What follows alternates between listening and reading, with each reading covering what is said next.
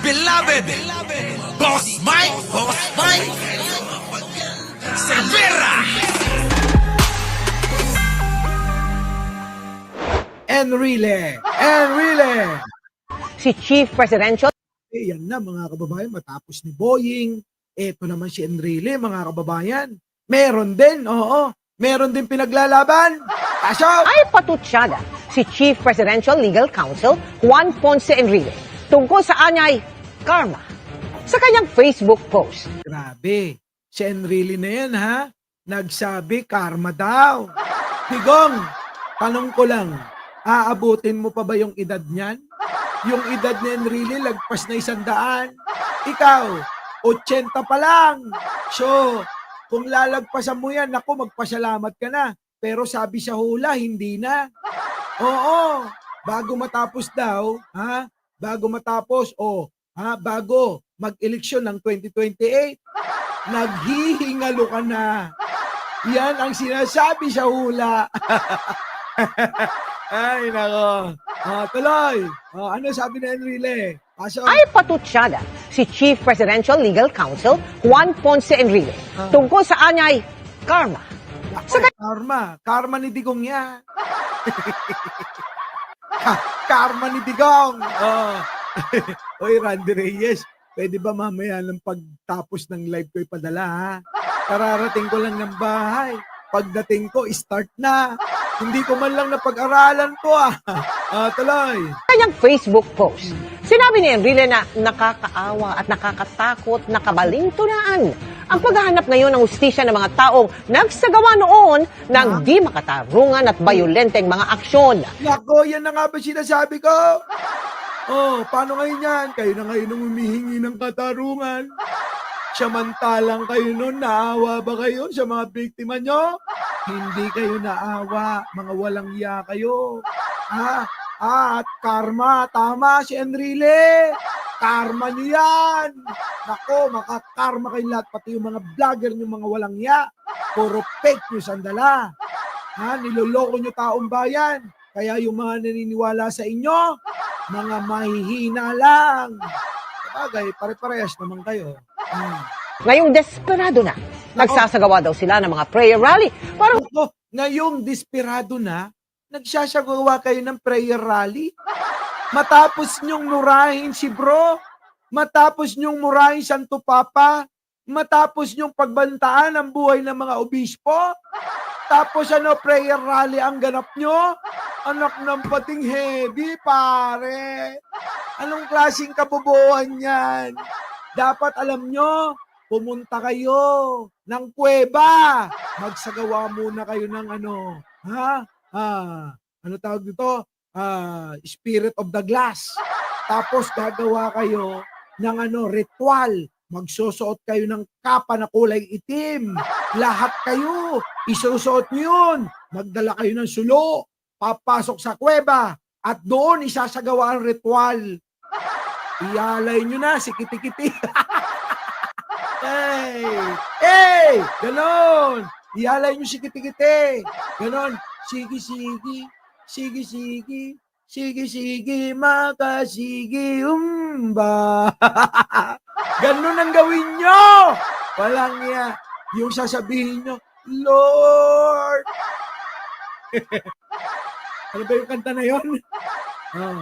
Lord! Maawa ka, Lord! Iligtas mo ang aming tatay. Ang tatay ng kadiliman. Natatawa ako pag nagdadasal sila. Putik na yan. Ano ba talaga? Alam nyo ba o tinanong nyo ba kay Digong kung kanino kayo magdadasal? Dapat tinanong nyo muna kay Digong kung kanino kayo magdadasal. Kaso mukhang hindi nila natanong mga kababayan. Kaya yun, naligaw. Uy, kay Lord tayo, kay Lord. Kay Lord, sinong Lord? Mga unggoy, ang Lord ni Digong, si Lucifer. Oo, ang Lord ni Digong ay si Lucifer. Hindi naniniwala sa Diyos. Tapos pinagdadasal nyo sa Diyos. Saan kayo nakakita ng ganon? Ang tao, ang demonyo, anak ng demonyo, dapat sa demonyo manalangin. Di ba? Kaya sa demonyo niyo ipanalangin yan. Sundin niyo yung sinabi ko. Punta kayo ng ng kuweba, magsuot kayo ng kapa, mag-spirit of the glass muna kayo ha. Tawagin nyo ang espiritu niya. Sabihin nyo, ay, sumapi sa katawan lupa ni Digong. Oo, ano ang lalabas? Letter L, ayan na. Letter U, naku. Letter C, naku, yan na. Letter I, letter F, letter E, letter R. Ayan na si Lucifer sa Shopee na kay Digong. Alam yan. At sasabihin ni Digong ganire. Oh, ako ang anak ni Lucifer. Ang pangalan ko, Rodrigo Rua Duterte. Wala yan. Ganun dapat ang mangyari. Eksena nyo. Pag hindi naging ganun ang eksena nyo, walang epekto. Tandaan nyo yung mga tao na nanahimik lang dito. Pero yung totoo, abangan nyo. Ano ang survey? Masaya ba ang mga Pilipino sa pagkakadakip ni Digunyo? Kita nyo kung sino mas marami. Ay, naku, Lord Glenn, tawa ka lang tawa. Lord Glenn, ha? Mag-like muna kayo. Oo. Yung mga bisita ko, baka naman, pwede ba isang like muna? Para naman ganahan ako. Hindi ako ginaganahan eh. Wala pa ako sa aking Oo, hindi ko pa namimit yung momentum ko talaga. Kumbaga sa nagwa-warm up pa lang ako. Pero huwag kayo masyadong ha. Baka yung mga DDS nakaasar na kayo. Warm up pa lang to. Mamaya pa yung climax ko. Hihintayin nyo pa ba? Kakayanin nyo ba? Nasasaktan na kayo. Huwag kayong masaktan. Huwag kayong mag-alala. Mas masakit pag inuwi na yung kaluluwa ni Digong, hindi kasama katawan niya.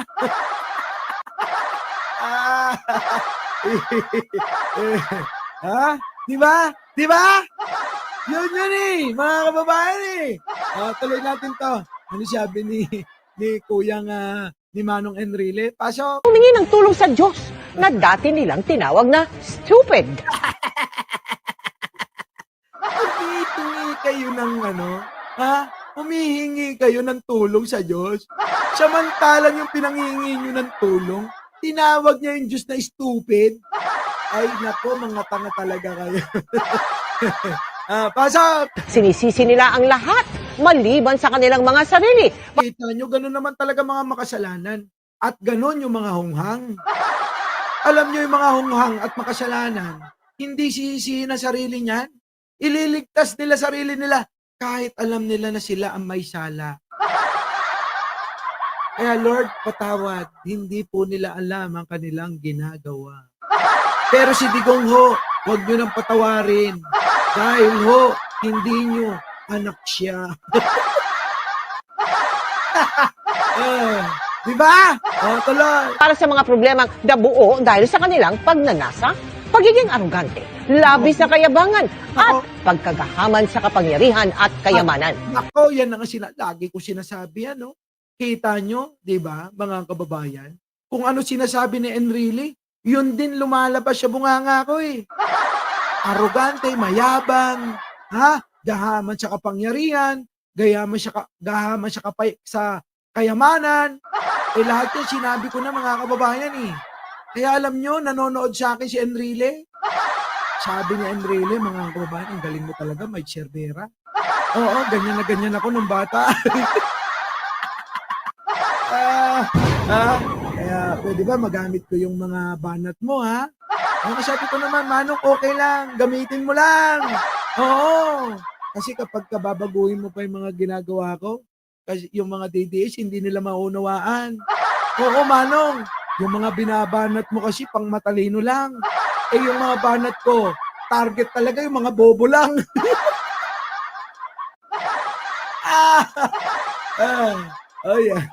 Yung mga DDS ang tinutukoy ko rito, mga kababayan.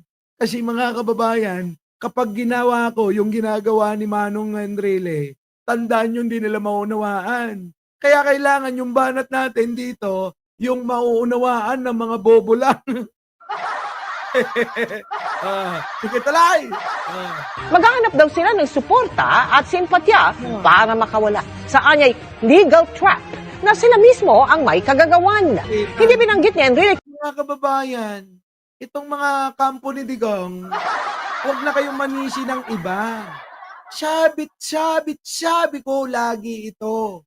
Wala kayong ibang sisihin kung hindi si Digunyo. At syempre damay nyo na yung mga vlogger nyo na dati nagbabasura. Tapos ngayon sisihin nyo yung mga gwapo. Anong klaseng pag-iisip meron talaga kayo, ano? Wala naman kayong iba sisihin eh. Kayo lang dyan eh. Diba? Sa isang team. Pag natalo kayo, huwag nyo isisi na kami ay magaling. Parang basketball yan, mga kababayan. Ang team nila ay team kulay green. Ang team natin ay team kulay red, pula. Oh, ngayon, mga kababayan, tambak ang score natin sa kanila. Tapos, ang gagawin nila, ibibintang isisisi sa atin. Aminin nyo na kasi, mga banu kayo. At ang team red, magagaling tulad ko.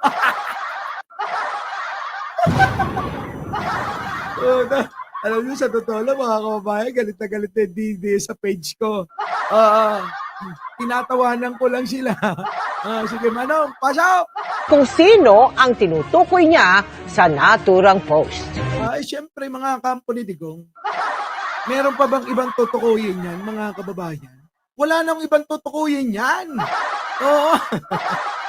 Magaling kasi tayo, di ba, Lord Glenn? Yan sinasabi ko sa inyo. Oo. Pag natalo yung team nila, sana wag niyong isisi sa iba. Isisi nyo, isisi nyo sa coach nyo. Sino nga ba coach nyo? Sige nga, si Roque ba? Sino? Si Roque maraming kaso. Maraming kaso sa Kongreso. Di ba? Tapos sisisihin nyo kami. Ano sisi nyo? Kasi magaling kayo. Alam niya, mga kababayan, mahina. Uwe! Walang yan. Ay, no. Sa totoo lang, ini-enjoy ko na lang. Bakit kanyo? Dahil no match tayo sa kanila. Para bang labanang Gidaben versus Weng. Kilala nyo ba yun? Ay, pakisagot nga. Parang tayo si Gidaben. Ang kalaban natin si Weng. Ganun na lang eh. Wala nang kwenta tong laban na to eh. Ano? Our beloved Boss Mike Cervera.